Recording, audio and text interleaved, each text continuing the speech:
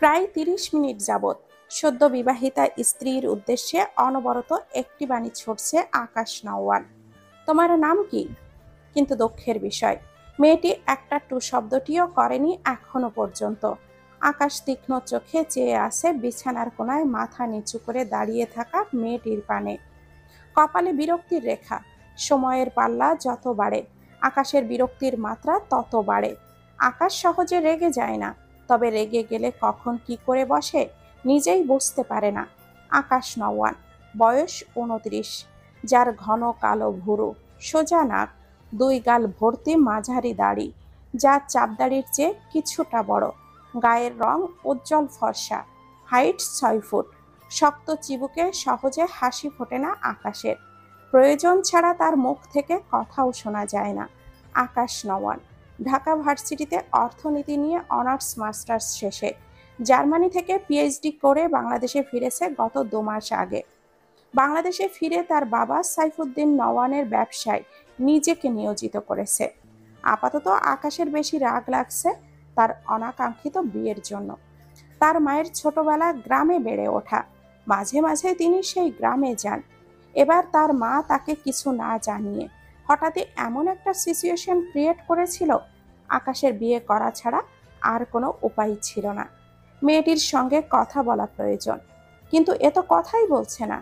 ৯০% সময় ঠান্ডা মেজাজের মানুষ, ১০% সময়ের জন্য যখন রেগে যায়, সেই রাগের ফল হয়তো মোটেও ভালো হয় না, যার প্রমাণ মাত্রই ঘটে যাওয়া অনাকাঙ্ক্ষিত এক ঘটনায়। আকাশ লাস্টবার দাঁত কিরমির করে মেয়েটির উদ্দেশ্যে প্রশ্ন ছুড়ে দেয়, তোমার নাম কি? সাথে আবারও বলে, তোমার সাথে আমার ইম্পর্টেন্ট কথা আছে। বরাবরের মতোই মেয়েটির থেকে উত্তর না পেয়ে আকাশ হতাশ হয়, রেগে বোম হয়ে যায়। রাগ কন্ট্রোল করতে না পেরে পুরুষালী শক্ত হাতে মেয়েটির ডান গালে সপাটে একটা থাপ্পড় মেরে দেয়। মেয়েটি মাথা নিচু করে দাঁড়িয়েছিল বিয়ের প্রথম রাতে। স্বামীর পাশে বসে স্বামীর মুখ থেকে দুটো মিষ্টি কথা, নয়তো ভরসা দেওয়ার মতো দুটো কথা শোনার ইচ্ছা কোন মেয়েরই বা থাকে না। কিন্তু সন্ধ্যার কপালে তা তো জুটলই না। মেয়েটি মেঝেতেই উপুর হয়ে পড়ে যায়, চোখের কোণে জলকণা জমেছে। আকাশ রাগান্বিত স্বরে বলে, আমার বউ হওয়ার যোগ্যতা তোমার নেই। আমার মা তোমাদের বাড়িতে বেড়াতে গিয়েছিল, আর তোমরা আমার সহজ সরল মাকে গুটি বানিয়ে বড়লোক বাড়িতে ঢুকে পড়লে। আমার স্ট্যাটাস সম্পর্কে কোনো আইডিয়া আছে তোমাদের? যত সব রাবিশের দল। কথাগুলো বলে আকাশ ঘরের দরজা খুলে হনহন করে বাইরে বেরিয়ে যায়। আকাশের কথাগুলো শুনে সন্ধ্যার চোখ থেকে টপ টপ করে পানি গড়িয়ে পড়ে। ধীরে ধীরে উঠে বসে, অসহায় ভরা দৃষ্টি খোলা জানালার পানে রাখে। দুই হাঁটু জমা করে বুকের সাথে ঠেকিয়ে মলিন মুখে ছলছল দৃষ্টিতে চেয়ে থাকে। যারা সৎমায়ের অত্যাচার সহ্য করে, তারা কোনো এক অছিলায় সেই বাড়ি থেকে বেরিয়ে অন্য কোথাও সুখের সন্ধান করে। সন্ধ্যা তাদেরই একজন। সে ভেবেছিল সৎমায়ের ঘর থেকে বেরিয়ে সে মুক্তি পাবে, কিন্তু তার কপাল তো এত ভালো নয়। তার কপালে সুখ আসবে কিভাবে? যাদের কপাল ভালো তাদের সুখের দেখা ঠিকই মেলে। লোকটি তাকে লোভী বলে গেল কেন? সে বিয়েতে সম্মতি দিলেও এনার মাকে কিছুই বলেনি সন্ধ্যা। কিভাবে যে বিয়ে হয়েছে সে ঠিক জানেও না। 18 বছরের মেয়ে সন্ধ্যা, উজ্জ্বল শ্যামলা গড়নের মেয়ে সে। দেখতে পরীদের মতো সুন্দরী না হলেও মুখে অজস্র মায়া নিয়ে জন্মেছে সে। সুনিপুণ ছোট্ট নাক, গালের দুই পাশে হালকা ডিম্বাকৃতির গড়ন, হাইট 5 ফুট 3 ইঞ্চি। ঘন চোখের পাতা ভেদ করে নোনা জল গড়িয়ে পড়ে। পরনে একটি সাদা মাটা লাল শাড়ি, মাথায় টানা আঁচল হেলে কাঁধে পড়ে যায়। সন্ধ্যা দুই হাত হাঁটুর ওপর নিচ করে রেখে ডান গাল ঠেকিয়ে চোখ বুজে নেয়। বন্ধ চোখের পাতা বেয়ে অনবরত গড়িয়ে পড়া পানিতে গাল ভিজে যায়। বেশ অনেকক্ষণ এভাবেই বসে থাকলো। এরপর দুই হাতে চোখ মুখ মুছে নিয়ে মেঝে থেকে দাঁড়াতে গিয়েও আবারও ঠাস করে মেঝেতে পড়ে যায়। পায়ের ব্যথায় চোখ মুখ কুঁচকে নেয়।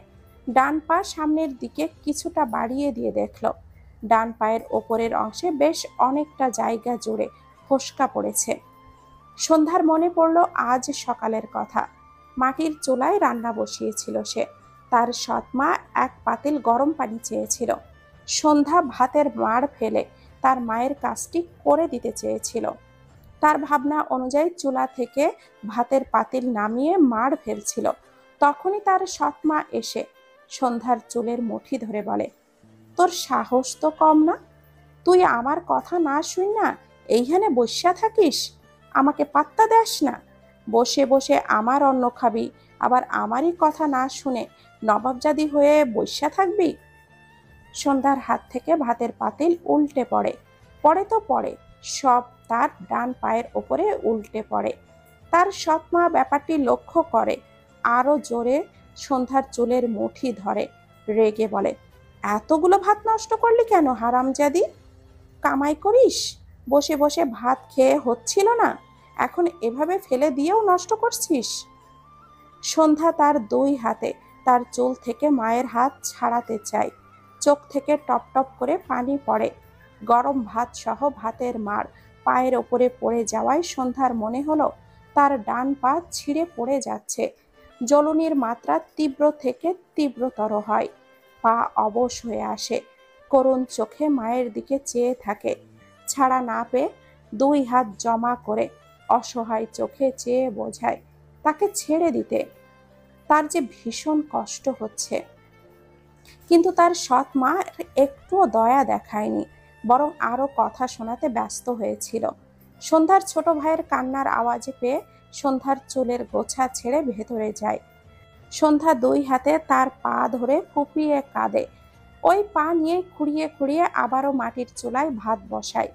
তার সৎ মাকে পানি গরম করে দেয়, নয়তো আবার এসে কি না কি করবে। কথাগুলো ভেবে সন্ধ্যার চোখ থেকে পানি গড়িয়ে পড়ে।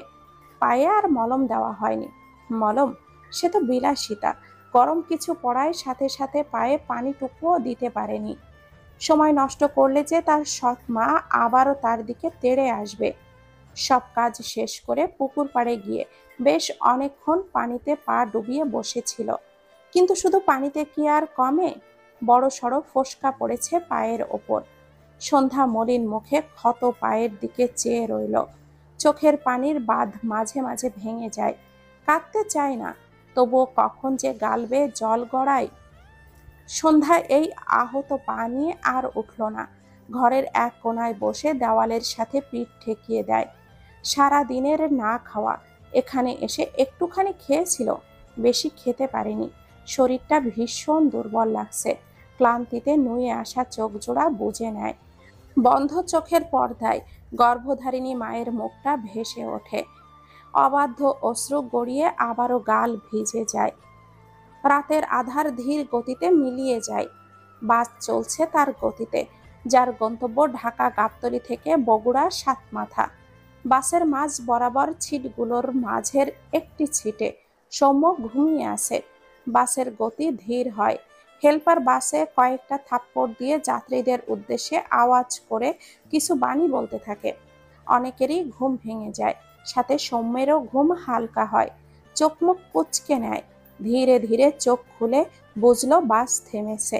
আশেপাশে তাকিয়ে নিজের কাঙ্ক্ষিত জায়গা দেখে সিট থেকে দাঁড়িয়ে যায়।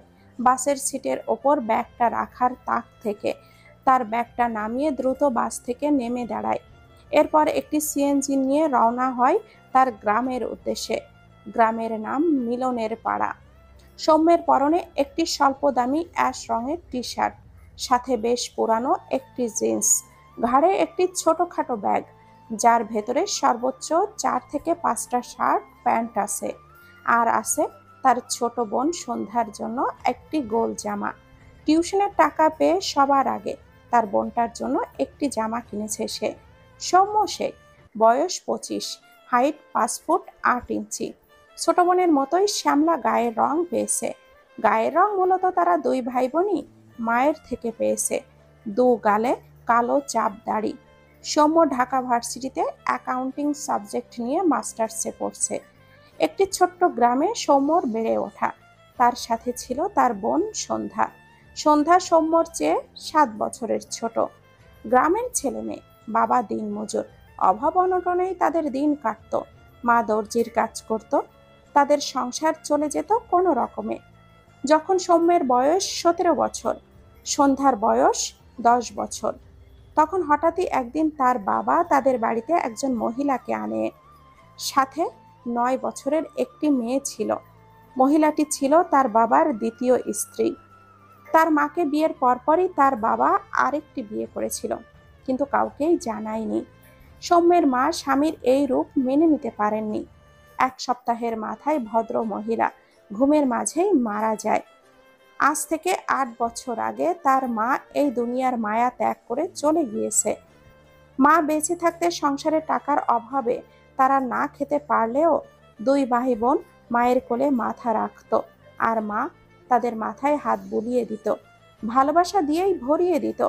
কিন্তু মা মারা যাওয়ার পর 2 ভাই বোন এই কঠিন দুনিয়াকে চিনেছে। সুখ কি জিনিস এটাই হয়তো ভুলে গিয়েছে 2 ভাই বোন। তবে তারা দুজন যখন পাশাপাশি বসে, তখন একটুখানি সুখ এসে তাদের কাছে ধরা দেয়। কথাগুলো ভেবে সৌম্য দীর্ঘশ্বাস ফেলে। তার বাবা 9 বছরের যে মেয়েকে সাথে করে এনেছিল, তার বয়স এখন 17 বছর, যার নাম সকাল। বছর 4 আগে তার একটি সৎ ভাই হয়েছে, যার নাম সায়ন। সৌম্য সকালের জন্য একটি জামা কিনেছে, সায়নের জন্যও একটি গেঞ্জি। তবে সন্ধ্যার জন্য ভেতর থেকে আলাদা যত্ন চলে আসে। কিছু সৎ ভাই বোনেরা আপনদের মতো হয়, তবে সকাল এমন নয়। সে পরদের চেয়েও বাজে বিহেভ করে। তবুও সৌম্য তার সৎ ভাই বোনকে ভালোবাসে, মুখ ফিরিয়ে নেয় না। প্রায় 1.5 ঘন্টা সময়ের মাঝেই সৌম্য তার গ্রামে পৌঁছে যায়। ধরণীতে রাতের আধার পেরিয়ে ভোরের আলো ফুটতে শুরু করেছে। সৌম্য সিএনজি থেকে নেমে বাড়ির পথ ধরে। যাওয়ার পথে একটি মসজিদে গিয়ে ফজরের নামাজ পড়ে নেয়। বাড়িতে পৌঁছালে দেখল উঠানে তার সৎ মা বসে কাঁথা সেলাই করছে। সৌম্য এগিয়ে গিয়ে বলে, মা কেমন আছো? তার সৎ মা বিরক্তির কণ্ঠে বলে ওঠে, আমি তোর মা কবে হইলাম? সৌম্যের মুখটা মলিন হয়। ভেতর থেকে তার বাবা বেরিয়ে আসলে সৌম্য সালাম দেয়, আব্বা আসসালামু আলাইকুম। সৌম্যের বাবা সালামের উত্তর দেয়। সৌম্য কেমন আছে জিজ্ঞাসা করলে সে ছোট্ট করে বলে, ভালোই। সৌম্যর ভীষণ খারাপ লাগে। মা মারা গেলে বাবারা যে পর হয়ে যায়, এই অভিজ্ঞতা তার আর সন্ধ্যার হয়েছে। সৌম্য আর কিছুই বলল না। বাড়ির ভেতরে গিয়ে সরাসরি তার বোন সন্ধ্যার ঘরে যায়। টিনের ঘর। ঘরটির অবস্থা একদমই ভালো নয়। টিনের কত জায়গায় যে ফুটো তা আল্লাহই ভালো জানে। এখানেই তার বোনকে থাকতে দেওয়া হয়। সৌম্য দীর্ঘশ্বাস ফেলে। তার একটু টাকা হলেই তার বোনকে নিয়ে এখান থেকে চলে যাবে। ঘরে সন্ধ্যাকে না দেখে কয়েকবার ডাকলো। ভাবলো হয়তো ঘুম থেকে উঠে এদিকে ওদিকে গিয়েছে। সে তার বোনের ঘরেই ফ্রেশ হয়ে নিল। সন্ধ্যাটা কোথায়? ও থাকলে তাকে এটা ওটা আগিয়ে দেয়। সৌম্য বেশ অনেকক্ষণ বসে রইল সন্ধ্যার জন্য। এর মাঝে সকাল আর সায়নের জন্য আনা জামা গেঞ্জি দিয়ে এসেছে। সন্ধ্যাকে এখনো আসতে না দেখে সৌম্য ঘর থেকে বেরিয়ে আসে। তার বাবাকে বলে, আব্বা আমার বনু কোথায়? সৌম্যের বাবা সাথে সাথেই বলে, নাই। সৌম্য অবাক হয়ে বলে, মানে? সৌম্যের সৎ মা বলে ওঠে, মানে বেচ্চা দিছি, খালি বৈশা বৈশা 4টা গেলে ওরে রাইখা কি করুম আমি? সৌম্যের চোখে মুখে অজস্র বিস্ময়। তার বোনকে বিক্রি করে দিয়েছে মানে? হঠাৎই রেগে চিৎকার করে বলে, আমার বনুকে কি করেছো তোমরা? কোথায় বিক্রি করে দিয়েছো? বলো কোথায় আমার বনু? সৌম্যের বাবা কোনো কথা বলে না। তার সৎ মা রেগে বলে, এইটা তোর বাড়ি নয়, রাগ নিজের মধ্যে রাগ। সৌম্যের দুনিয়া ঘুরছে। তার ওই ছোট্ট বোনটা ছাড়া আর কেউ কি আছে? এই মানুষ দুটো এত পাষাণ কেন? রেগে কিছুই হবে না, অসহায় কণ্ঠে বলে, আমার বনু কোথায় প্লিজ বলো। কারোর কোনো রেসপন্স না পেয়ে সৌম্য 2 হাত জমা করে ভারী গলায় বলে, দয়া করে বলো আমার বনু কোথায়? আমি আমার বনুকে নিয়ে একেবারেই চলে যাব এখান থেকে। আর কখনো তোমাদের বাড়িতে আসবো না। তোমাদের পায়ে ধরি, আমার বোনটার খোঁজ দাও তোমরা। ও আব্বা বলো আমার বনু কোথায়? আমরা আর আসবো না এখানে। কারোর কোনো ফিরতি উত্তর না পেয়ে সৌম্য সকালের সামনে গিয়ে বলে, সকাল, আমার বনু কোথায় রে? বল না সকাল। সকাল রাগ দেখিয়ে বলে, আমি কিভাবে জানবো? কথাটা বলে বাড়ির ভেতরে চলে যায়। সৌম্য ছোট্ট সায়নের সামনে হাঁটু মুড়ে বসে বলে, ভাই, তুই জানিস আমার বনু কোথায়? ছোট্ট সায়ন আধো আধো স্বরে বলে, বিয়ে হয়ে গেছে। সায়নের মা সায়নকে ঝট করে কোলে নিয়ে বকতে বকতে বাড়ির ভেতরে নিয়ে যায়। সৌম্যের মাথায় আকাশ ভেঙে পড়ে। বিয়ে হয়ে গেছে? তার বোনকে কোথায় বিয়ে দিয়েছে? কোনো ভালো ঘরে যে বিয়ে দেবে না, সৌম্য জানে। তার বোনকে এক নরক থেকে আবার কোন নরকে পাঠালো? সৌম্যের নিজেকে এতটা অসহায় কখনো লাগেনি। সকাল সকাল আসমানি নওয়ান তার ঘর থেকে বেরিয়ে আসে। ছেলের ঘরের দিকে নজর পড়লে দেখল দরজা একদম পুরোপুরি খোলা।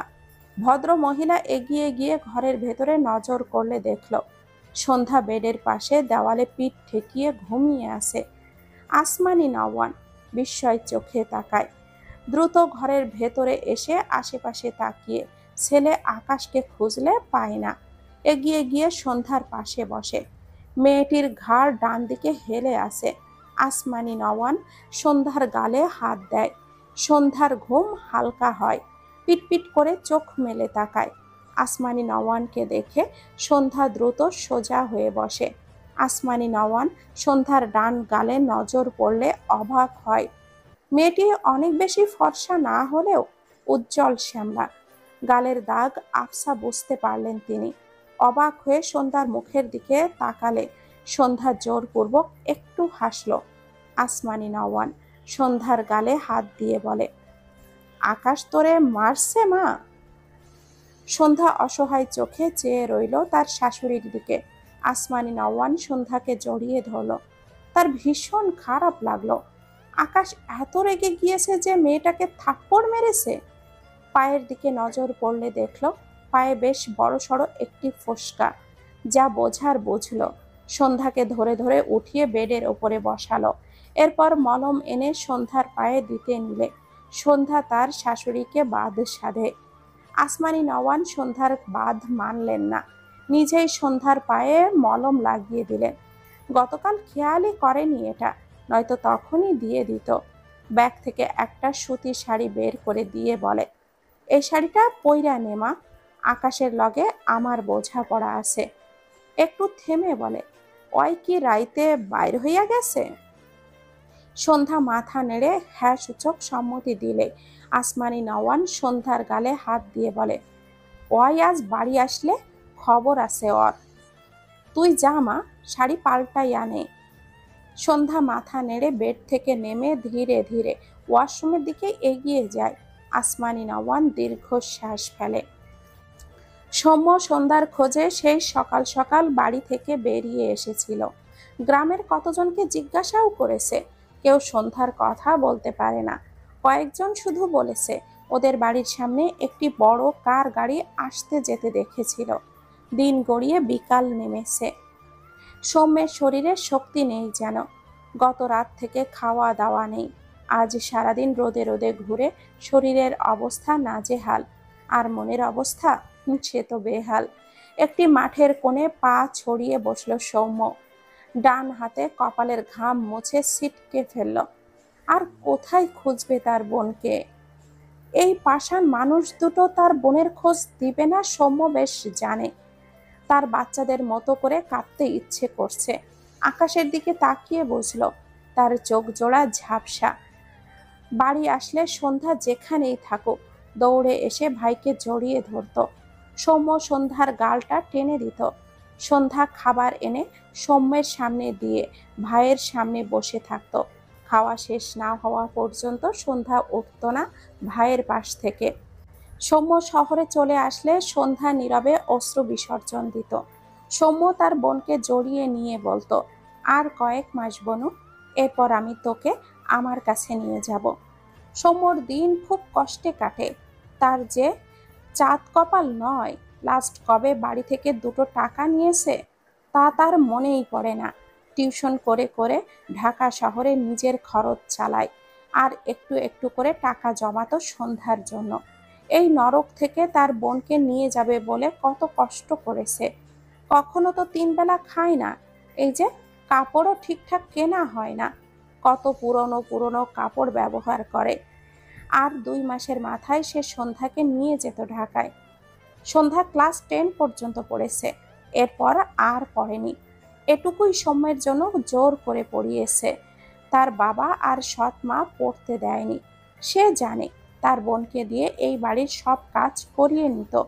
সৌম্য তার বোনকে সুখবর দিতেই এসেছিল।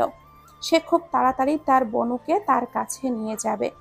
কিন্তু কি থেকে কি হয়ে গেল। সন্ধ্যার মায়া মায়া মুখটা ভেসে ওঠে। যে তার ভাইকে হয়তো নীরবে কত শত অভিযোগ দিত, সৌম্য বোনকে জড়িয়ে নিয়ে নীরবে সান্ত্বনা দিত। কোথায় হারিয়ে গেল তার বনু? ঝাপসা দৃষ্টি জোড়া আকাশ পানে নিবদ্ধ রেখে বিড়বিড় করে, মা, আমার বনু হারিয়ে গেছে মা। তোমার মেয়ে সন্ধ্যাকে আমি আগলে রাখতে পারলাম না মা। তুমি কেন চলে গেলে মা আমাদের রেখে? আমার বনুর জন্য খুব কষ্ট হচ্ছে। ওরা কোথায় রেখেছে আমার বনুকে? ও ঠিক আছে তো মা?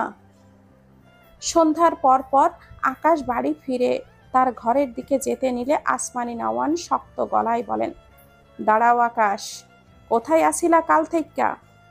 মায়ের কথায় আকাশের পা থেমে যায়। আসমানি নওয়ান মূলত গ্রামের মেয়ে। সাইফুদ্দিন নওয়ান আসমানি নওয়ানকে দেখে পছন্দ করেছিল, এরপর বিয়ে করে আনে। ভদ্র মহিলা গ্রাম্য ভাষায় কথা বলতে অভ্যস্ত ছিলেন, যে অভ্যাস বিয়ের পর শহরে এসেও ছাড়তে পারেননি। আকাশকে চুপ থাকতে দেখে আকাশের মা আবারও শক্ত গলায় বলে, কি হইল, কথা কইতাছো না কেন? আকাশ সাধারণত মায়ের বেশ বাধ্য সন্তান বলা যায়। মায়ের উপরে কথা বলে না, ভয় পায় এমনও নয়।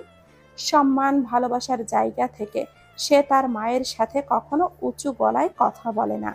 তবে মায়ের কাজে ভীষণ রাগ উঠছে। অতঃপর রাগান্বিত স্বরেই বলে, মা, তুমি কি করে পারলে আমার সাথে এরকম একটা কাজ করতে? আসমানি নওয়ান ছেলের ব্যবহারে একটু কষ্ট পেয়েছেন।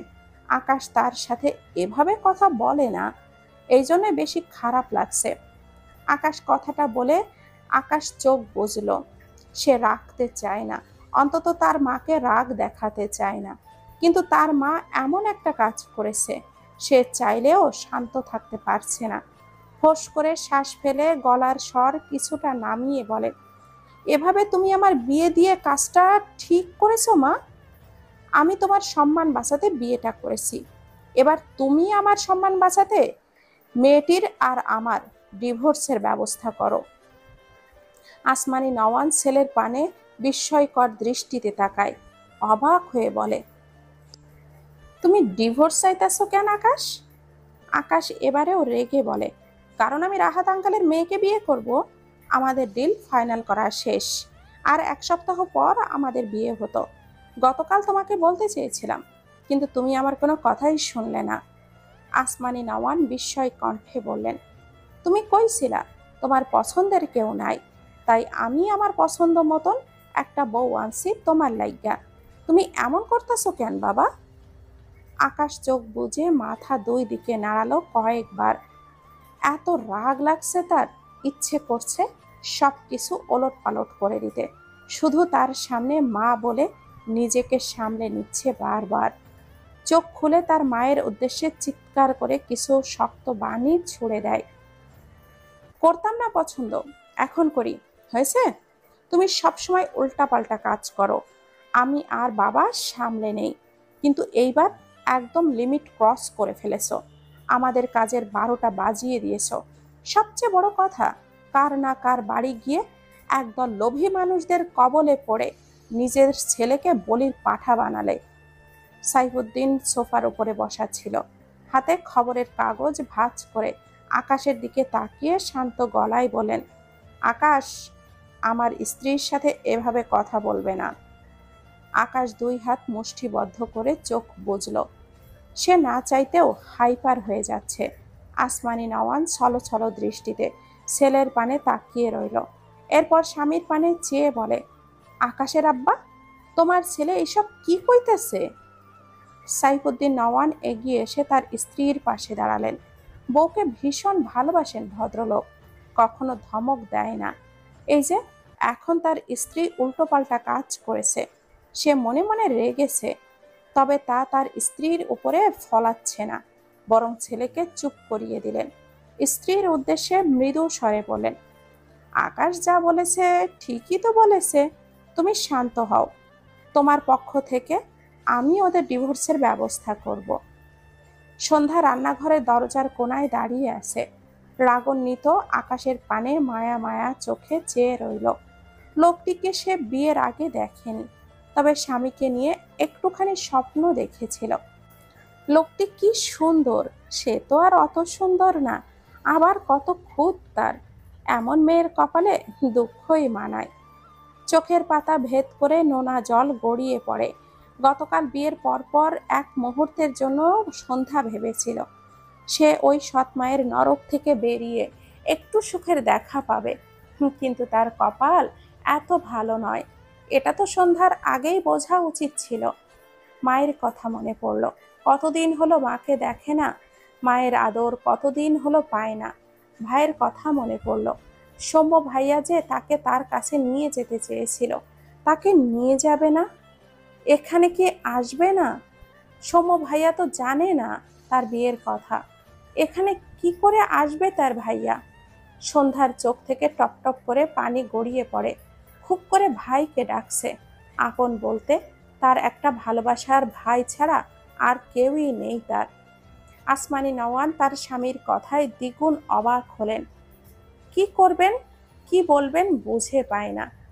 আকাশের দিকে তাকিয়ে রেগে বলে, তুমি ওরে মারছিলা কেন?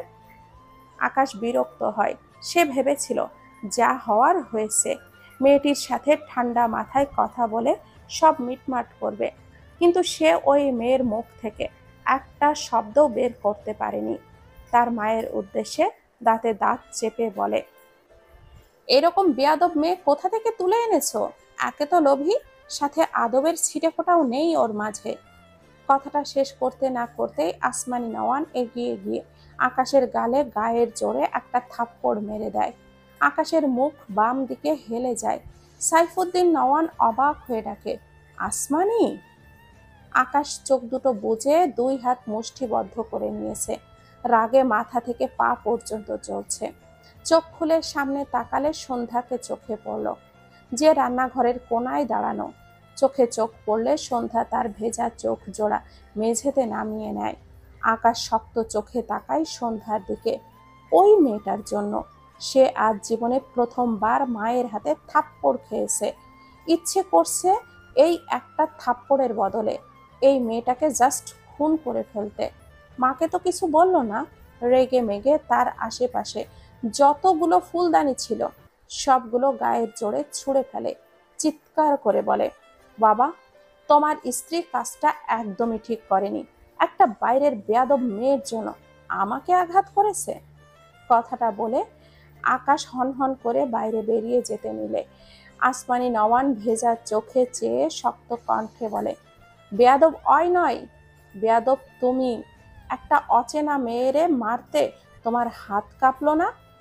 আকাশ পিছু ফিরে রেগে বলে, না, কাঁপেনি, আরো কয়েকশোটা থাপ্পড় দিতে পারছি না বলে আফসোস হচ্ছে। একটা কথারও উত্তর দেয় না, তুমি তাকে রেখে আমায় বেয়াদব বলছো? কথাটুকু বলে আকাশ আবারও পায়ের গতি বাড়ায় বাড়ি থেকে বেরিয়ে যাওয়ার জন্য। আসমানি নওয়ান ঢোক গিলে বলে, অয় তোমাগো মতো কইরা কেমনে কথা কইব, অয় তো বোবা। আসমানি নওয়ানের কথায় আকাশের পা থেমে যায়। পিছু ফিরে বিস্ময় দৃষ্টিতে তাকায় তার মায়ের দিকে, সাথে অবাক হয় সাইফুদ্দিন নওয়ান। মেয়েটি বোবা মানে? আসমানি নওয়ান নিজেকে সামলে বলেন, তোমাকে যেহেতু ওরে নিয়ে এতই সমস্যা, আমি তোমাকে ডিভোর্স করামো, এরপর আমি ওরে আরো ভালো ঘরে বিয়া দিমু। সাইফুদ্দিন নওয়ান অবাক হয়ে বলেন, মেয়েটির পরিবার নেই? আসমানি নওয়ান শক্ত গলায় বলেন, না, নাই। কথাটা বলে আসমানি নওয়ান উল্টো ঘুরে সন্ধ্যার দিকে এগিয়ে গিয়ে সন্ধ্যার হাতটা ধরে তার ঘরের পাশের ঘরের দিকে যায়। সন্ধ্যা তার শাশুড়ির সাথে পা মেলায়। মাথার আঁচল একটুখানি টেনে নেয়। আকাশ কেমন অদ্ভুত চোখে চেয়ে রইল। সন্ধ্যার চোখে মুখে পানির কণা। একবার পিছু ফিরে তাকালে আকাশের সাথে চোখাচোখি হলে সন্ধ্যা দ্রুত সামনে ফিরে মাথা নিচু করে নেয়। আসমানি নওয়ান সন্ধ্যাকে নিয়ে যতক্ষণ পর্যন্ত সেই ঘরে প্রবেশ না করে ততক্ষণ পর্যন্ত আকাশ নির্জীব চোখে চেয়ে রইল। সাইফুদ্দিন নওয়ানের একই অবস্থা। দুই বাবা ছেলের অবাকের মাত্রা ছাড়িয়েছে। সাইফুদ্দিন নওয়ান বেশ কিছুক্ষণ পর আকাশের উদ্দেশ্যে বলে ওঠে, তুমি চিন্তা করো না, তোমার মাকে আমি সামলে নেব, তুমি ইরাকে বিয়ের প্রিপারেশন নাও। আকাশ কিছুই বলল না। সাইফুদ্দিন নওয়ান ছেলের নীরবতায় আবারও বলেন, আমি কি বলেছি বুঝেছো? আকাশ ছোট করে বলে, হুম। কথাটা বলে আকাশ তার ঘরে যাওয়ার জন্য সিঁড়ি বেয়ে ওপরে উঠতে থাকে। সাইফুদ্দিন নওয়ান পকেট থেকে ফোনটা বের করে কাউকে কল করে। আমার ছেলের বউ হইবি না? আসমানি নওয়ান মেয়েটির মন খারাপ দেখে ভুরু কুঁচকে বলল, কি হইল? মন খারাপ কইরা নিলি কেন? মেয়েটি হাত দিয়ে ইশারা করে কিছু বোঝালো, যার অর্থ, আমি তো তোমাদের মতো কথা বলতে পারি না, আমারে তোমার ছেলে বিয়া করব? আসমানি নওয়ান মৃদু হেসে মেয়েটির থুতনিতে হাত রেখে বলেন, আমার ছানা আমারে খুব ভালোবাসে, আমার কথা ফালানোর সাহস নাই তার। মেয়েটি আবারও হাতের ইশারায় বোঝালো, ভালোবাসবে না তো আমারে? আসমানি নওয়ান হেসে বলেন, আমার আমার জান্নাতরে ভালো না বেসে কি কইরা থাকে, আমিও দেখা লমু। মেয়েটির মুখে হাসি ফুটল। আসমানি নওয়ানকে দুই হাতে জড়িয়ে ধরে লজ্জা মাখা হাসি হাসল। কয়েকদিন আগের একটি ঘটনা মনে করে সন্ধ্যা মলিন হাসল। আসমানি নওয়ানকে সে বেশি দিন হলো চেনে না। তার গ্রামে মাঝে মাঝে দেখা হতো, আর ভদ্রমহিলা তার সাথে অনেক কথা বলতো। সন্ধ্যা ইশারায় বললে আসমানি নওয়ানও সব বুঝে যেত। প্রায় 2 মাস আগে দেখা হলে তার ছেলের সাথে বিয়ের কথা বলে। সন্ধ্যা প্রথম প্রথম বিব্রত বোধ করলেও ধীরে ধীরে আসমানি নওয়ানের কথায় সন্ধ্যা বেশ প্রভাবিত হয়। আকাশকে না দেখেও ভাবতো আসমানি নওয়ানের ছেলে তার স্বামী হবে। কিন্তু গতকাল হঠাৎই তাদের বাড়িতে আসমানি নওয়ানকে দেখে সন্ধ্যা অনেক অবাক হয়েছিল। আরও অবাক হয়েছিল যখন শুনেছিল তখনই তার বিয়ে এনার ছেলের সাথে। সন্ধ্যা আগে থেকেই আসমানি নওয়ানের ছেলের বউ হওয়ার স্বপ্ন দেখত। এখানে সে দ্বিমত করেনি, তবে আসমানি নওয়ানের কথা শুনে সে ভাবত এনার ছেলেও তাকে বউ হিসেবে মানবে, কিন্তু তার ভাবনা ভুল। আসমানি নওয়ান সন্ধ্যার গালে হাত দিয়ে বলে, কি ভাবতাছোস মা? সন্ধ্যা বেশ কিছুক্ষণ চুপ থেকে ইশারায় বোঝায় আসমানি নওয়ান তাকে কিভাবে চেনে। আসমানি নওয়ান বেশ কিছুক্ষণ চুপ থাকলো, এরপর মৃদু স্বরে বলে, তোর মা আর আমি এক লগে পড়তাম, বিয়ের পর আর তেমন ভাবে যোগাযোগ আসছিল না। এরপর হঠাৎই একদিন খবর পাই তোর মা মারা গেছে। তুই তখন ছোট আছিলি, এরপর ভুলেই গিয়েছিলাম। পরে তোর ব্যাপারে গ্রামের একজনের কাছে গল্প শুনিয়া বুঝলাম তুই ভালা নাই। তখন থেকে তরে আমার কাছে আনতে চাইতাম, কারণ ছাড়া আনতে পারুম না, তাই আমার পোলার বউ কইরা আনতে চাইছিলাম। একটু থেমে বলে, মন খারাপ করিস না মা, আমি তোরে আরো ভালো জায়গায় বিয়া দিমু, কারোর কথা ভাববি না, তোর কেউ নাই, আমি আছি। তোর বাপ মা তো নাই, ভাইটা থাইক্কাও নাই, সবগুলাই স্বার্থপর। সন্ধ্যা ইশারায় বলতে চাইল তার ভাই অনেক ভালো। আসমানি নওয়ান বাদ সাধে মৃদু স্বরে বলে, আর কিছু বোঝাতে হইব না, এখন কিছু খাবি আর এখন থেকে এই ঘরেই থাকবি। সন্ধ্যা মাথা নেড়ে আচ্ছা বোঝায়। পরের দিন সকাল 10টা। আকাশ অ্যাশ কালারের স্যুট প্যান্ট পরে, সাথে সিলভার কালারের চেইন ঘড়ি। চুলগুলো ভালোভাবে সেট করে নেয়। মাঝারি সাইজের ঘন কালো দাড়ি ভালোভাবে গুছিয়ে নেয়। এরপর আকাশ সিঁড়ি বেয়ে নেমে আসে। সাইফুদ্দিন নওয়ান টেবিলে বসে নাস্তা করছিলেন। আকাশ দেখল তার বাবাকে, পাশেই মা দাঁড়ানো। সে কিছুই বলল না, গটগট পায়ে বাইরে বেরিয়ে যেতে নিলে আসমানি নওয়ান বলে ওঠে, খেয়ে যাও। আকাশ ছোট করে বলে, ক্ষুধা নেই। আসমানি নওয়ানের চোখ ভরে ওঠে, এত বাধ্য ছেলে, হঠাৎ এইরকম ব্যবহার করলে মেনে নেওয়া যায়? সাইফুদ্দিন নওয়ান মৃদু স্বরে বলে। আকাশ, খেয়ে যাও। আকাশ শুনল না কারোর কথা, গটগট পায়ে বাড়ি থেকে বেরিয়ে যায়। মা বাবা দুজনেই হতাশার শ্বাস ফেললেন। সাইফুদ্দিন নওয়ান স্ত্রীর পানে চেয়ে বলে, মন খারাপ করো না আসমানি, তোমার ছেলে তো তোমার মতোই একটু আধটু তেড়া আছে, মানিয়ে নাও। আসমানি নওয়ান রেগে তাকায় স্বামীর পানে। ভদ্রলোক ইনোসেন্ট ফেস বানিয়ে বলে, তারামি একটা মহৎ গুণ আসমানি, জানো? এজন্যই তো আমি তোমাকে এত পছন্দ করেছি। আসমানি নওয়ান কিছুই বললেন না। আকাশ একটি রেস্টুরেন্টে বসে আছে, এক কাপ ব্ল্যাক কফি অর্ডার করে। ফোনে কিছু করছে, সাথে কফিতে একটু পর পর চুমুক দেয়।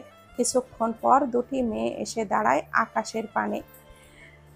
ইরা আকাশকে সালাম দেয়, আসসালামু আলাইকুম ভাইয়া। আকাশ মাথা নিচু করেই সালামের উত্তর নেয়। ইরা আকাশের সম্মুখ বরাবর একটি চেয়ার টেনে বসে। ইরার কাজিন ইতি হা করে আকাশের দিকে চেয়ে আসে। যদিও আকাশের মাথা অনেকটা নিচু, তবুও যেটুকু দেখা যাচ্ছে এতেই মেয়েটা অবাক হয়ে চেয়ে আসে।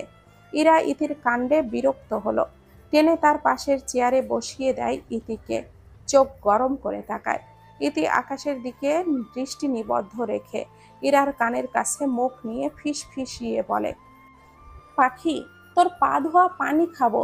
তুই এই বিয়ে ভাঙার সাথে সাথে আমার সাথে সেট করিয়ে দে বোন। ইরার মেজাজ খারাপ হয়ে যায়। সামনে আকাশ বসা, এজন্যই কিছু বলতে পারছে না, নয়তো এর চুল ছিঁড়ে এসব কাজকর্ম ছেড়ে দিত। আকাশ গম্ভীর গলায় বলে, আমার কাজ আছে, যা বলার ফার্স্ট বলো। এরা ঢোক গেল। সে অনেক কষ্টে তার বাবার থেকে ফোন করে আকাশের নাম্বার সংগ্রহ করেছিল কাল রাতে। অনেক রিকোয়েস্ট করে আকাশকে দেখা করতে বলায় আকাশ এই লোকেশন পাঠিয়ে দিয়েছিল। এরা ভয়ে ভয়ে বলে, ভাইয়া, আমি আপনাকে বিয়ে করতে চাই না। আকাশের দৃষ্টি ফোনে নিবদ্ধ। কফির কাপে চুমুক দিয়ে মৃদু স্বরে বলে, ওকে। এরা অবাক হয়ে তাকায়। আকাশ এত তাড়াতাড়ি রাজি হয়ে গেল? পাশ থেকে ইতি আওয়াজ করে বলে ওঠে, আরে ক্যা বাত হে। ইরা ইতির হাত টেনে ধরে। আকাশ বিরক্ত চোখে তাকায় ইতির পানে, বিড়বিড় করে, রাবিশ। কথাটা বলে আবারও ফোনে মগ্ন হয়। ইরা প্রচন্ড বিরক্ত হয় ইতির কাণ্ডে। নিজেকে সামলে আকাশের উদ্দেশ্যে বলে, ভাইয়া, আমাদের বিয়েটা কি তাহলে হচ্ছে না? আকাশ কিছু বলে না। ইরা আকাশের ওপরেও খানিকটা বিরক্ত হয়। ঠিক করে কথাও বলে না। কি অদ্ভুত। আবার ভাবলো, অপরিচিত এক ছেলে, যেটুকু বলছে এটাই অনেক। সৌম্য তার বন্ধু হয়েও তার সাথে ঠিক করে কথা বলে না। ইতি ইরার পাশ থেকে উঠে গিয়ে আকাশের পাশের চেয়ার আকাশের দিকে আরেকটু টেনে নিয়ে বসে। আকাশ ব্যাপারটা খেয়াল করতেই চরম বিরক্তি নিয়ে বাঁ দিকে একটু ঘাড় ঘোরায়। কিছু বলল না। সাথে সাথে রেগে যাওয়ার অভ্যাস তার নেই। প্রথমে ঠান্ডা থাকে, এরপর তার অপছন্দের কাজ বারবার রিপিট হলে তখন আকাশের রাগ আর নিয়ন্ত্রণে থাকে না। আকাশ তার সিট থেকে উঠে তার ডান পাশের চেয়ারে বসে পড়ে। এরপর আবারও ফোনে মগ্ন হয়। ইতির মন খারাপ হয়। ইরার দিকে তাকালে দেখলো ইরা কি যেন ধ্যান করছে। ইতি আকাশকে কফি খেতে দেখে মৃদু স্বরে বলে, বলছি আমাদের জন্য এক কাপ কফি অর্ডার করুন। আকাশ কিছুই বলল না, কপালে বিরক্তির ভাঁজ। ইতি আবারও আকাশের পাশের ছিটে বসে। তার ভাবটা এমন যেন সে আজকেই আকাশকে পটিয়ে আকাশের কোলে উঠে বসে থাকবে। আকাশ ঘাড় ফিরিয়ে শক্ত চোখে তাকায়। ইতি মুখটা ছোট করে বলে, আপনি তো ইরা আপুকে বিয়ে করবেন না, তাহলে আমাকে করুন, আমার আপনাকে হেব্বি লাগছে। আকাশের রাগ তরতর করে বেড়ে যায়। ইরার ধ্যান ভাঙে। ইতিকে আকাশের পাশে দেখে চোখ বড় বড় হয়ে যায়, কপাল চাপড়ায়। এর বয়স 20 পার হতে চলল, অথচ এসব স্বভাব আর গেল না। আকাশ এবারেও নিজেকে সামনে নিতে চাইল। ফোঁস করে শ্বাস ফেলে আবারও সোজা হয়ে বসে। ইতি আকাশের মুখ ফিরিয়ে নেওয়া দেখে মুখ ফোলায়। এই লোকটির এত ভাব কেন? সুন্দর বলে? ফর্সা বলে? আরো কত ফর্সা ছেলে আছে, এত ভাব দেখানোর কি আছে? কিন্তু ইতির আকাশকেই ভালো লেগেছে। দাঁতগুলো কি সুন্দর বড় বড়। মেয়েটি তার স্বভাব সুলভ দুই হাতে আকাশের হাত সাপটে ধরে বলে, আমাকে একসেপ্ট করে নিন। মেয়ে হয়ে আপনাকে প্রপোজ করছি, প্লিজ ফিরিয়ে দেবেন না। আমার বাবাও ইরা আপুদের মতোই, আর আপনাদের মতো বড় লোক। আকাশের ধৈর্যের বাঁধ শেষ। তাকে এই মেয়ে টাচ করেছে কোন সাহসে, বুঝে পায় না। ইরা চোখ বড় বড় করে চেয়ে আসে। একে সাথে আনা মস্ত বড় ভুল হয়ে গেছে বুঝলো। মৃদু স্বরে বলে, ইতি কি করছিস? ইতি ইরার কথা পাত্তা দিল না, আকাশের হাতও ছাড়লো না। আকাশ দাঁতে দাঁত চেপে বলে ওঠে, হাত ছাড়ো। ইতি একটু ভয় পেলেও ছাড়লো না। তার ধারণা আকাশ ঠিক উঠে যাবে। সে কি কম সুন্দরী নাকি? কি সুন্দর করে সেজে এসেছে। কিন্তু আকাশের আর সহ্য হলো না। একে তো বারবার পাশে এসে বসেছিল, আকাশ নিজেকে সামলে নিচ্ছিল, কিন্তু এখন সব লিমিট ক্রস করে ফেলেছে মেয়েটি। আকাশ ঝট করে তার হাত ছাড়িয়ে নিয়ে ইতির গালে ঠাস করে একটা থাপ্পড় মেরে দেয়। বেচারি বুঝতেই পারেনি চোখের পলকে কি থেকে কি যেন হয়ে গেল। ইতি হুমড়ি খেয়ে চেয়ার থেকে পড়তে গিয়েও পড়ে না। ইরা হতভম্ব চোখে চেয়ে আসে। আকাশ আধ খাওয়া কফিটুকু রেখে ফোনটা পকেটে রেখে হন হন করে বেরিয়ে যায় রেস্টুরেন্ট থেকে। যাওয়ার আগে গম্ভীর গলায় বলে, মিস ইরা, বিয়ে হবে না। ইরা আকাশের কথা শুনে খুশি হবে নাকি তার কাজিনকে এমন থাপ্পড় খেতে দেখে দুঃখ পাবে এটা বুঝলো না। আশেপাশের অনেকেই অদ্ভুত চোখে চেয়ে আসে। ইরা বিব্রত বোধ লাগে। কি করবে? এই ইতিটা এমন কেন? এর আগে তার অন্যান্য কাজিনদের সাথে গিয়েও এমনটা করত। এমন থাপ্পড় খাওয়ার অভিজ্ঞতা এর আগে হয়নি, এই প্রথম। ঠিকই আছে, এর শিক্ষা হওয়া উচিত। সে তার জায়গা থেকে উঠে বলে, বাড়ি যাবি নাকি এখানেই শুয়ে থাকবি? ইতি রেগে তাকায় ইরার দিকে, কিছু না বলে ধুপাধাপ পা ফেলে রেস্টুরেন্ট থেকে বেরিয়ে যায়। ইরার একটু খারাপ লাগলো, আবার ভালোও লাগলো বিয়ে হবে না ভেবে। ব্যাগ থেকে ফোনটা বের করে দ্রুত সৌম্যের নাম্বারে কল করলো। ফোন রিং হয় কিন্তু রিসিভ হয় না। ইরা হতাশ হয়, সেও রেস্টুরেন্ট থেকে বেরিয়ে যায়। আকাশ রেস্টুরেন্ট থেকে বেরিয়ে তার গাড়ির দিকে এগিয়ে গেলে হঠাৎই আনিকা আকাশের সামনে এসে দাঁড়ায়। আকাশ দাঁড়িয়ে যায়, সাথে বিরক্তির চোখে তাকায়। আনিকা হেসে বলে, তুই রেস্টুরেন্টে যে ডেট করলি নাকি? আকাশ মৃদু স্বরে বলে, করলাম। আনিকার দৃষ্টি রেস্টুরেন্ট থেকে বেরিয়ে আসা ইরার দিকে পড়লে অবাক হয়ে বলে, আরে, ইরাও এখানে? বিয়ের আগে এত ঘন ঘন মিট করলে ভুলভাল কিছু হয়ে যেতে পারে। আকাশ বিরক্ত হলো।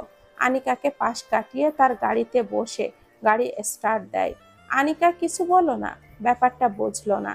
ইরা আর আকাশ রেস্টুরেন্টে কেন? আকাশ তো এমন বান্দা নয়, কাহিনী কি? বেচারি ভাবনায় ব্যস্ত হলো। দাঁড়াও।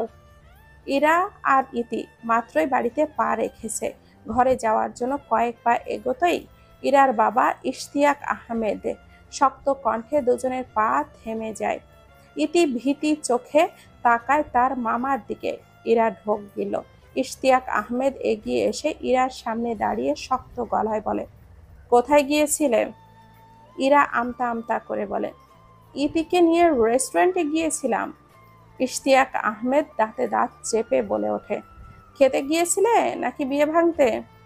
ইরা নিজেকে শক্ত করলো, অতঃপর দৃঢ় কণ্ঠে বলে, আমি এখন বিয়ে করতে চাই না বাবা। কথাটা বলতে না বলতে ইশতিয়াক আহমেদ ইরার গালে কষিয়ে একটা থাপ্পড় মেরে দেয়। ইরা পড়ে যেতে নিলে ইতি দ্রুত আগলে নেয়। রেস্টুরেন্টে এক অপরিচিত ছেলের হাতে থাপ্পড় খেয়ে বেচারির গালের ব্যথা আর অপমানটুকুও এখনো ভুলতে পারেনি। এর মধ্যে আবার মামার হাতে, তার মামাতো বোনের থাপ্পড়। ইরার মা এগিয়ে এসে বলে, ইরার বাবা, কি করছো? ইশতিয়াক আহমেদ চিৎকার করে বলে, ওর পা এত লম্বা হয়েছে কেন? ও কোন সাহসে বিয়ে ক্যান্সেল করতে বলেছে আকাশকে? ইরার চোখের কোণে পানি, তবে নিজেকে শক্ত রাখলো। তার বাবার দিকে ভেজা চোখে চেয়ে বলে, আমি করব না বিয়ে। আমায় কেন জোর করছো? দয়া করে এইসব বন্ধ করো। ইশতিয়াক আহমেদ রেগে আরেকটি থাপ্পড় মারতে নিলে ইরার মা মেয়েকে আগলে নিয়ে বলে, এত বড় মেয়ের গায়ে হাত তুলছো কেন? ইশতিয়াক আহমেদ রেগে বলে, ও বড় হয়েছে, এটা ওকে বোঝাও। 25 বছর পেরোতে চললো, অথচ তোমার মেয়ে বিয়ে ভেঙে ঘরে বসে থাকছে। এসব আমি মানবো না। আকাশের সাথেই ওর বিয়ে হবে। এরা ভাঙা গলায় বলে, আমি কোনো আকাশ পাতালকে বিয়ে করব না। তোমার ব্যবসায়ী উন্নতির জন্য আমায় কেন বলির পাঠা বানাচ্ছ? ইশতিয়াক আহমেদ দাঁতে দাঁত চেপে বলে, আমি কোনো গাঞ্জাখোর ধরে আনিনি। আকাশ যথেষ্ট ভদ্র ছেলে, বিয়ের প্রিপারেশন নাও। কথাটা বলে বাড়ি থেকে বেরিয়ে যায়। ইরার চোখ থেকে পানি গড়িয়ে পড়ে। তার মাকে জড়িয়ে বিড়বিড় করে বলে, মা, আমি বিয়ে করতে পারবো না, প্লিজ বাবাকে বোঝাও মা। ভদ্র মহিলা হতাশ চোখে চেয়ে রইল। তিনি মাঝ নদীর মাঝি। তার স্বামীকেও যেমন কিছু বলতে পারেন না, তেমনি মেয়ের জন্যেও মন কাঁদে। এরা বেশ অনেকক্ষণ ঘরে বসে একা একা নীরবে চোখের জল ফেলছে। এরপর রেডি হয়ে ভার্সিটির উদ্দেশ্যে বেরিয়ে যায়। বাবা বাসায় নেই, থাকলে তাকে আর বেরোতে দিত না। ঢাকা ভার্সিটির কার্জন হল চত্বরে রিক্সা থামাই ইরা।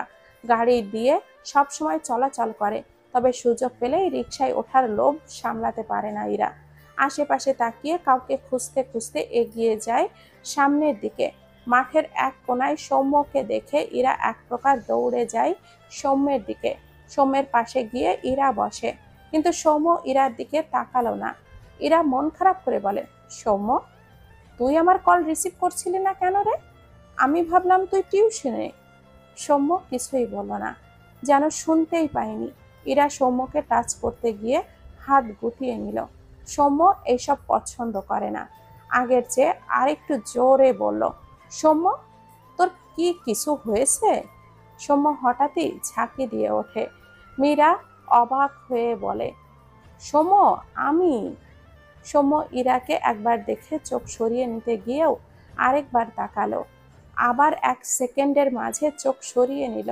দীর্ঘশ্বাস ফেলে। ফর্সা গালে 5 আঙ্গুলের দাগ স্পষ্ট। সৌম্য মাথা নিচু করে গম্ভীর স্বরে বলে, কে মেরেছে তোকে? ইরা ছোট করে বলে, বাবা। সৌম্য তাকালো না ইরার দিকে। সে জানে ইরা কেন তার বাবার হাতে মার খেয়েছে। এটা নতুন নয়। সৌম্য আজ সকালে গ্রাম থেকে শহরে এসেছে। ভালো লাগছে না কিছু। বোনটার জন্য মন খারাপ। কোথায় আছে কে জানে, কেমনই বা আছে। এরা আবারও বলে, সৌম্য, তোর কি হয়েছে? তুই কি কিছু নিয়ে চিন্তিত? সৌম্য ইরার দিকে একবার তাকালো, এরপর বসা থেকে দাঁড়িয়ে যায়। ইরার চোখের কোণে পানি। সৌম্য জানে এই জমানো পানির পেছনের কারণ। মেয়েটি যথাসাধ্য নিজেকে সামলাতে চায়, কিন্তু পারে না হয়তো। উল্টো নিজেকে এগিয়ে যেতে নিলে ইরা দ্রুত সৌম্যের হাতটা ধরে বলে, তোর কি হয়েছে সৌম্য? আমাকে বললে কি হয়? সৌম্য দ্রুত পিছু ফিরে অবাক হয়ে তাকায়। ঢোক গিলে নিজেকে সামলায়। এরপর শক্ত গলায় বলে, হাত ছাড় ইরা। ইরা সাথে সাথেই সৌম্যর হাতটা ছেড়ে দেয়। মাথা নিচু করে বলে, সরি। সৌম্য উল্টো ঘুরে এগিয়ে যেতে যেতে বলে, আমার জন্য ভাবনার ইতিটা টেনে নে ইরা, তোর বিয়ের বয়স পেরিয়ে যাচ্ছে। ইরা ছলছল দৃষ্টিতে সৌম্যের গমন পথে চেয়ে রইল। বিড়বিড়িয়ে বলে, তোর জন্য ভাবনার সূচনার পথটা জানতাম, কিন্তু ভাবনার ইতি ঘটানোর পথ তো জানি না সৌম্য। আকাশ অফিস শেষে বাড়ি ফেরার পথে আনিকার সাথে আবারও দেখা হয়। আনিকা আকাশের গাড়িতে উঠে আকাশের বাড়ি আসে। অনেক দিন হলো সে আকাশের মায়ের সাথে দেখা হয় না, সেজন্যই মূলত এসেছে। এখন আকাশদের বাড়ির দরজার সামনে আকাশের পাশে দাঁড়িয়ে আছে আনিকা। আনিকা নিজেই বেশ কয়েকবার বেল চাপলো। আকাশ চুপচাপ পাশে দাঁড়িয়ে আছে। কিছুক্ষণের মাঝেই ওপাশ থেকে দরজা খুলে দেয় সন্ধ্যা। সন্ধ্যাকে দেখে আনিকা ভুরু কুঁচকে তাকায়। মেয়েটাকে ঠিক চিনল না। সন্ধ্যা একবার আনিকার দিকে তাকায়, আরেকবার আকাশের দিকে। আকাশ গম্ভীর চোখে চেয়ে আছে সন্ধ্যার পানে। সন্ধ্যা ডান দিকে সরে দাঁড়িয়ে দুজনকে সাইড দিয়ে মাথা নিচু করে দাঁড়ায়। সন্ধ্যার খুব মন খারাপ হলো। লোকটি যাকে বিয়ে করতে চেয়েছিল সেই মেয়েটি কি এটা? অবশ্য হতে পারে। আকাশের পাশে দাঁড়ানো মেয়েটি কি সুন্দর, গায়ের রংটাও কতটা ফর্সা। সন্ধ্যার ভাবনার মাঝেই আনিকা আর আকাশ ভেতরে চলে যায়। আনিকা আসমানি নওয়ানকে দেখে এগিয়ে এসে বলে, আন্টি কেমন আছো? আসমানি নওয়ান আনিকার গালে হাত দিয়ে হেসে বলে, ভালো মা, তুমি ভালো আছো তো? আনিকা হেসে তার কথা জানায়। আকাশের মায়ের সাথে কথা বলতে তার বেশ ভালোই লাগে, কেমন যেন অন্য রকম করে কথা বলে। সন্ধ্যা ডাইনিং টেবিলের পাশে মেঝেতে বসে আছে, তার কোলের উপরে প্লেটে পান্তা সাথে পেঁয়াজ মরিচ দিয়ে খাচ্ছিল। অনেক গরম পড়েছে। মেয়েটি নিজেই আসমানি নওয়ানের কাছ থেকে চেয়ে নিয়েছে এই খাবার। আগে শীতকালে কষ্ট পেয়ে কত খেয়েছে, তবে এখন গরমের কারণে শান্তি করে খাচ্ছে। সন্ধ্যার খাওয়ার মাঝে হঠাৎই সামনে চোখ পড়লে দেখলো তার সামনে দুটো পা। সন্ধ্যা দ্রুত মাথা উঁচু করে তাকায়। আকাশ দুই হাত প্যান্টের পকেটে গুজে রেখে গম্ভীর মুখে চেয়ে আছে সন্ধ্যার পানে। সন্ধ্যা ঢোক গিলল, সে তো আড়ালে বসে খাচ্ছিল, লোকটি টের পেয়ে গেল কিভাবে? সন্ধ্যা কি করবে বুঝতে পারে না, মাথা নিচু করেই মুখের খাবারটুকু গিলে নেয়। বেশ কিছুক্ষণ পরও যখন দেখলো তার সামনে থেকে পা দুটো সরছে না, সন্ধ্যা ঢোক গেল, আবার তাকে মারবে নাকি? সন্ধ্যার ভাবনার মাঝেই আকাশ ভরাট কণ্ঠে বলে ওঠে, এটা খাওয়ার জায়গা নয়। আকাশের কথা শুনে সন্ধ্যা আবারও মাথা উঁচু করে তাকায়। আকাশের মুখ অয়াবের পরিবর্তন নেই। সন্ধ্যা দুই হাতে পান্তার প্লেটটা ধরে দ্রুত বসা থেকে উঠে দাঁড়ায়। মাথায় থাকা শাড়ির আঁচলটা ডান হাতে একটু টেনে নিয়ে মাথা নিচু করে দাঁড়ায়। আকাশ কিছু একটা ভেবে প্রশ্ন করে, তুমি শুনতে পাও? সন্ধ্যা বোকা চোখে তাকায় আকাশের দিকে। আকাশ ভুরু কোঁচকায়, আবারও জিজ্ঞাসা করে, ক্লিয়ার শুনতে পাও? সন্ধ্যা কিছুটা মাথা নিচু করে নেয়, এরপর মাথা ওপর নিচ করে হ্যাঁ সূচক সম্মতি জানায়। আকাশ কেমন অদ্ভুতভাবে তাকায়। এটা কিভাবে সম্ভব হয়? কথা বলতে পারে না, অথচ স্পষ্ট শুনতে পায়। আপনা আপনি মুখ থেকে বেরিয়ে আসে, ইন্টারেস্টিং তো। সন্ধ্যার কানে কথা যায়, মাথা উঁচু করে আকাশের দিকে অবাক হয়ে তাকায়। আনিকা আকাশের পাশে দাঁড়িয়ে বলে, কি ইন্টারেস্টিং রে?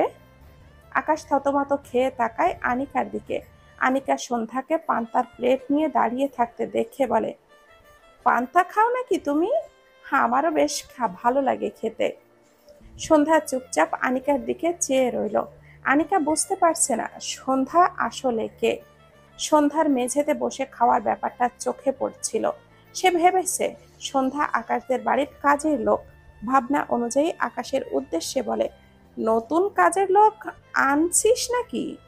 কথাটা আকাশ সহ তার মা আসমানি নওয়ানও শুনতে পায়। রান্নাঘর থেকে আনা হাতের পায়েসের বাটি টেবিলের ওপরে রেখে এসে সন্ধ্যার হাত ধরে শক্ত গলায় বলে, ওই আমার মেয়ে। আনিকা অবাক হয়, আকাশের বোন কবে জন্মালো, তাও আবার এত বড়? আসমানি নওয়ান সন্ধ্যাকে টেনে নিয়ে গিয়ে চেয়ারে বসিয়ে দেয়, এরপর হাতের প্লেটটা টেবিলের ওপরে রেখে বলে, চেয়ার টেবিল রাখা মাটিতে বসে খাস কেন? আর একদিন দেখলে মার খাবি আমার হাতে। সন্ধ্যা মন খারাপ করে বোঝায়, আর মাটিতে বসে খাবে না। আসমানি নওয়ান আনিকার উদ্দেশ্যে বলে, তুমিও আসো মা, বসা খাও। আনিকা সন্ধ্যার দিকে চেয়েছিল। আসমানি নওয়ানের কথায় এগিয়ে গিয়ে সন্ধ্যার পাশে বসলো। মেয়েটি কে, এটা নিয়ে তার মনে বেশ কৌতূহল জাগছে। আসমানি নওয়ান রান্নাঘরের দিকে গেলে আনিকা সন্ধ্যার উদ্দেশ্যে বলে, তোমার নাম কি? সন্ধ্যা মাথা উঁচু করে নীরবে চেয়ে আসে আনিকার দিকে। আনিকা সন্ধ্যার থেকে কোনো রেসপন্স না পেয়ে আরো বেশ কয়েকবার নাম জিজ্ঞেস করে, কিন্তু সন্ধ্যার থেকে কোনো উত্তর না পেয়ে বেচারি হতাশ হয়। এর মধ্যে আসমানি নওয়ান রান্নাঘর থেকে এসে আনিকাকে সন্ধ্যার নাম জিজ্ঞাসা করছে শুনতে পেয়ে বলে ওঠে, ওর নাম সন্ধ্যা, ওই কথা কইতে পারে না। কথাটা শুনে আনিকা বিস্ময় দৃষ্টিতে তাকায় সন্ধ্যার দিকে। সন্ধ্যা আনিকার দিকেই চেয়েছিল। আনিকা মৃদু স্বরে বলে, সরি, আমি আসলে বুঝতে পারিনি। সন্ধ্যা মাথা নেড়ে মৃদু হাসলো। সামনে তাকালে দেখলো আকাশ তার দিকেই চেয়ে আছে। সন্ধ্যার বিব্রত লাগে, মাথা নিচু করে বাকি খাবারটুকু খাওয়াই ব্যস্ত হয়। আসমানি নওয়ান আকাশের দিকে তাকিয়ে বলে, আকাশ, একবার আমার ঘরে আসছো তো। আকাশ মৃদু স্বরে বলে, আচ্ছা। আকাশ মূলত সন্ধ্যাকে সেই দিনের মারা থাপ্পড়ের জন্য ভীষণ অনুতপ্ত বলা যায়।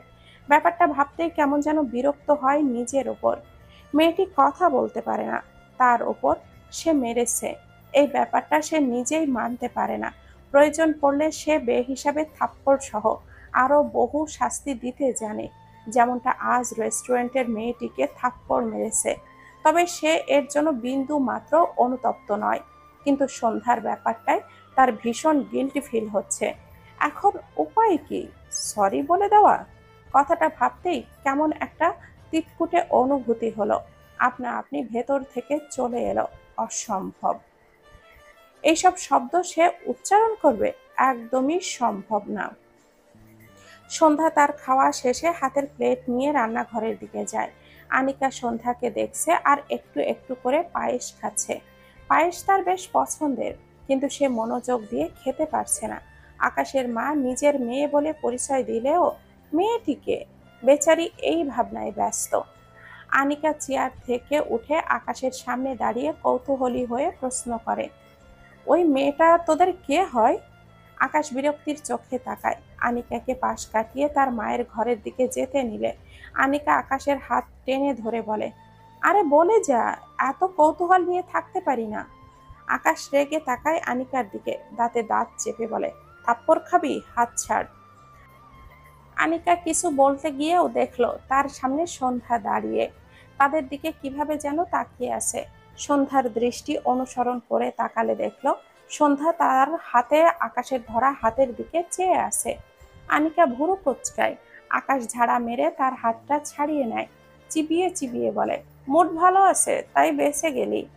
কথাটা বলে উল্টো ঘুরলে সন্ধ্যাকে দেখে ভুরু কুঁচকে তাকায়, কিছুই বলল না। বড় বড় পা ফেলে সন্ধ্যাকে পাশ কাটিয়ে তার মায়ের ঘরের দিকে যায়।